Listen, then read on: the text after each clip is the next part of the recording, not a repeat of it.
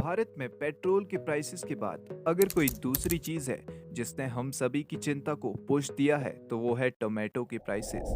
इस वीडियो में आप समझोगे कि ये टमाटर के दाम बढ़े क्यों है। आखिरकार किसानों ने ऐसा क्या किया कि टमाटर लेना आज गवर्नमेंट जॉब वाले के लिए भी मुश्किल हो गया है।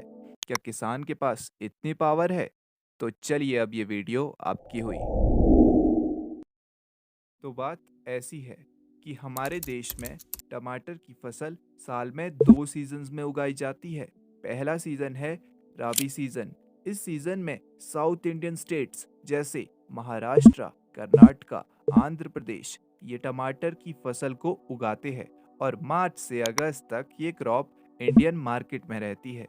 तो इसके बाद टमाटर का सेकेंड सीजन शुरू होता है। इस सीजन की क्रॉप इंडियन मार्केट में बचे हुए आधे साल तक रहती है और यूपी नासिक में सेकंड सीजन की क्रॉप उगाई जाती है। अब हुआ क्या कि जो टमाटर का पहला सीजन था उस दौरान विंटर्स में साउथ इंडिया में बारिश हुई नहीं, जिसके कारण मार्च के महीने में क्रॉप्स को एक्सेसिव हीट का सामना करना पड़ा।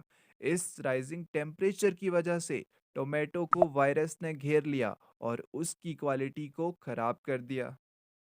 अब फार्मर्स को क्वालिटी ना होने की वजह से बहुत ही कम दाम मिलने लगे। अब फार्मर्स के मन में एक पैनिक क्रिएट हो गया।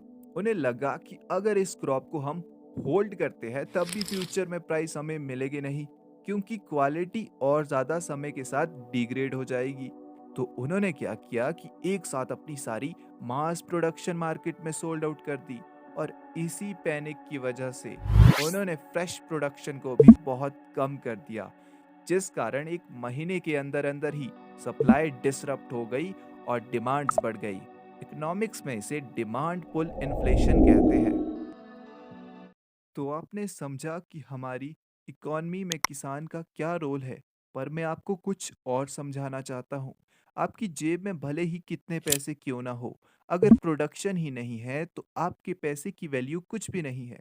और प्रोडक्शन को डायरेक्टली एनवायरनमेंट इफेक्ट करता है। तो अगर हम इकॉनमी को बूस्ट करना चाहते हैं तो सबसे ज़्यादा केयर हमें एनवायरनमेंट की करनी है, ना कि पैसों की।